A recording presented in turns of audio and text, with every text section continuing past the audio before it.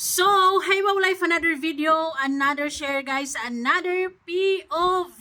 So, ngayon guys, magbibigay lamang ako ng point of view dito sa nangyayari. Alam naman natin na isa sa mga pinakamainit na pinag-uusapan ngayon ang pag-alis ni Dave sa poder ni Tatay Tikram. Akala ko forever na sila dyan, magkakapamilya na sila dyan at ano sila, through thick and thin, hindi magkakahiwalay. Pero siguro, uso nga talaga ang wakwak ngayong 2025 at nadali si Dave. Nako naman Dave, bakit ka ganyan, 'di ba? Siguro naman sa poder ni Tatay Tikram, andun na yung napapagalitan ka, dinidisiplina ka, normal lang yun dahil totoong mahal ka nila. Normal lang yun na mapagsasabihan ka, lalo't pat nakikita nilang hindi na maganda yung ginagawa mo, di ba? Pasalamat ka nga dahil may mga tao, o itong mga tao na to ay concern sa'yo at willing ka nilang itama at di ba? Kumpara naman sa pamilya mo noon, hinahayaan kang magtrabaho, maging kargador. So, marami sa mga comments na nakikita ko, itong si Dave ay babalik sa pagiging kargador. Ano sa tingin nyo guys? Ako naman, para sa akin, wala namang masama sa pagiging kargador. Ay nako, marangal na trabaho yan, di ba? Pero sa itsura ni Dave, hindi na siya sanay sa pagiging kargador na yan at hindi na niya, parang ang bigat-bigat ng katawan niya to do things, di ba? Parang sa itsura ni Dave, baka sa kung saan siya ngayon, baka ano siya, sitting pretty all day. Sana all, di ba? Anyways, nakakalungkot lang na ganito kalaki ang twist ng nangyayari sa kanilang dalawa, kay Dave at saka kay Tatay Tikram. Kumbaga, sinayang niya yung mga taong totoong nagmamalasakit sa kanya, totoong nagmamahal sa kanya, through thick and thin, or mahal siya kahit ano pa siya, di ba? Kasi bilang tao, hindi ka naman perpekto, may mga nega ka naman siguro dyan talaga na attitude, pero tanggap yan ng mga nila Tatay Tikram. Ano kaya sa bago mong pinaniwalaan ngayon na mahal ka, kung ipapakita mo talaga kung sino kayong true colors mo, kung ano ka kila Tatay Tikram, ilalabas mo din dyan sa kung saan ka ngayon, ano kaya magiging reaction nila? 'Di ba? Mamahalin ka pa rin kaya nila or bibitawan ka na lang din dahil hindi ka rin naman sobrang sikat, 'di ba? Or siguro hindi ka babalik sa pagiging kargador kung magiging wais ka sa buhay, 'di ba? Hindi puro pasaway, hindi puro upo-upo lamang, kikilos-kilos din Dave at huwag masyadong aasa lang sa mga sponsor, 'di ba? Hindi ka naman lumpo at kaya mo namang magtrabaho dahil 18 ka na. So, sa tingin ko naman, hindi siya babalik sa pagiging kargador kung matalino siya at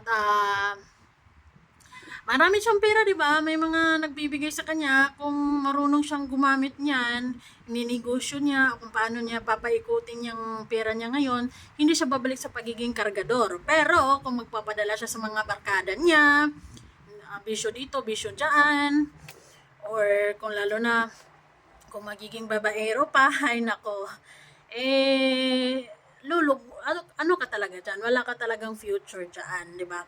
Sa ngayon kasi, alam nyo, kahit hindi ko nagustuhan yung ginawa ni Dave sa Manalastas family, di ba? Hindi ko pa rin ma-judge, hindi natin ma-judge ang magiging buhay niya talaga. Nakadepende talaga yan sa kanya. Kung tatanga-tanga siya, tatamad-tamad siya, at asa lang sa sponsor, talagang babalik siya sa pagiging kargador. Kasi yung mga sponsor, ay, ano lang yan, people will come and go, di ba? Andyan yan, kapag sikat ka, pero pag hindi ka na sikat, hindi ka na mabenta sa Sokmed, iwan ka na lang din yan, di ba? Kaya, unlike doon sa kila Tatay Tikram, sikat ka man or hindi, sigurado ako na maayos pa rin ang buhay mo, di ba? Dahil inaalala nila, pinapaaral ka yung magiging future mo.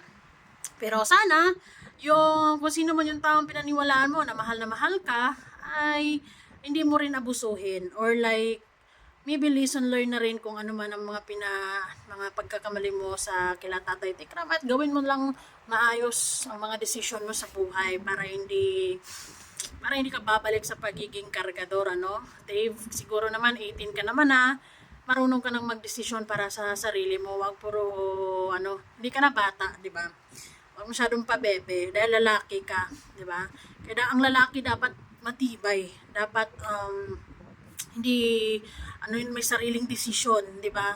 May sariling paninindigan, hindi puro ang desisyon mo ay nakasalalay sa mga taong nakapaligid sa iyo. Kung sinabi ni ganito ganyan, tatalon ka din, 'di ba? So sana ay sa kalayaan na sinasabi mo na ito yung gustong-gusto mo ay lubos kang magiging masaya, 'di ba? Dahil siguro masakit pa ngayon sa kila Tatay Tikram, pero maybe in the right time kung nakita nila na ayos lang yung buhay mo, 'di ba?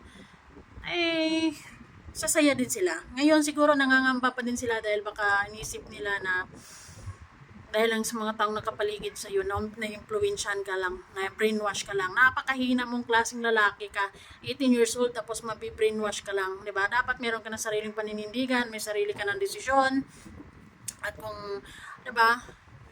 Kasi who knows, hindi ka rin perfecto, at magkakaroon kayo ng hindi pagkakaunawaan dyan, malamang.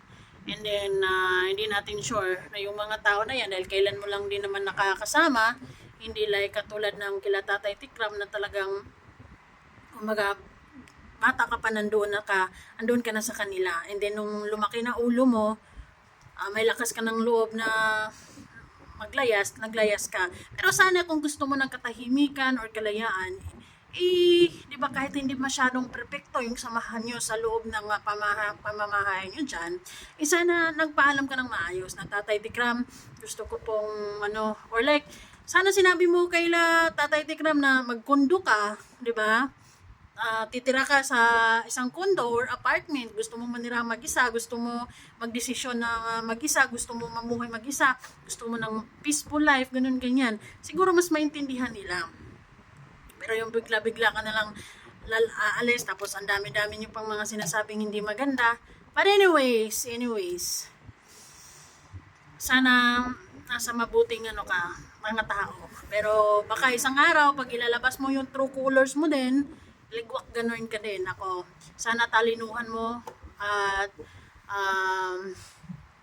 lalaki ka pa naman. Kailangan mo kasi mga matatanda na rin yung mga nakapaligid sa iyo, 'di ba? Hindi natin alam ang buhay. So kailangan mong maging matalino, kailangan mong maging matibay. Basta pagandaan mo yung future mo para hindi ka babalik sa pagiging kargador, or at least maghingi ka naman ng sorry kay Tatay Tikram mo, or at least wag na lang salita ng ganito ganyan. Diba? Dahil kung hindi man naging smooth yung ending nyo, sigurado naman marami siyang nagawang magandang bagay sa'yo. Pero kung tumungtong ka ng 18 years old at wala kang realizations na may mga ganitong bagay, nako, kawawa ka, Dave. Anyways, ngayon mabango ka pa dahil sa mga ninungan mo dyan, nanay-nanayan mo dyan, di ba? Pero baka darating yung panahon, ay ililigwak gano'n ka din. Anyways, bye-bye. Kayo, anong masasabi nyo? Kasi bilang isang lalaki, dapat marunong kang magdesisyon para sa sarili mo, hindi lang puro umaasa sa yung desisyon mo salalay sa ibang tao, kung sino man yung nasasandalan mo dyan ngayon. 'Di ba? Siguro marami kang pera, magsarili ka. 'Di ba? Siguro you can really survive alone if you're tough enough, 'di ba? Pero kung lulumpo-lumpo ka dyan, buti kung lagi kang ganito, lagi kang sikat, lagi kang pag-uusapan, paano kung hindi na? Paano kung hindi na nga abot na 100 yung views mo? So wala nang sponsor, wala na lahat. So paano ka? So dapat maging matalino ka at mag-isip ng mabuti. Bye guys! Salamat!